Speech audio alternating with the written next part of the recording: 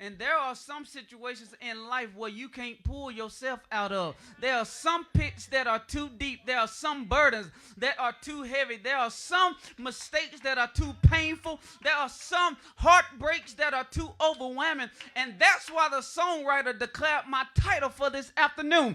If he have to reach way down, Jesus will pick you up. Somebody shout, Jesus will pick you up. I came to tell somebody that Jesus, he specializes in reaching way down. He specializes in reaching into places where nobody else can reach. He reaching into broken homes. He reaching to shattered dreams. He reached down into wounded hearts. He reached down into troubled minds and weary souls. He reaches into pits of addictions, pits of the valleys of depression, the prison of guilt, and the darkness of despair. Anybody ever done been there? Because people, they may give up on you. Friends may walk away. Family might not understand. But Jesus has never lost his ability to reach down and lift somebody up. He picked up Peter after he sank. He picked up the woman caught in sin. He picked up blind Bartimaeus. He picked up a man at the pool of Bethesda.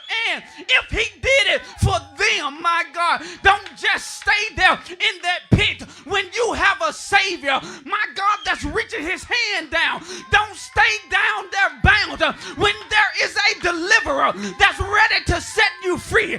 Don't you stay defeated when there is a king. Who is this king? This king of glory. He's here to save you. I don't know who I came to preach to this afternoon, but somebody ought to get encouraged by this truth.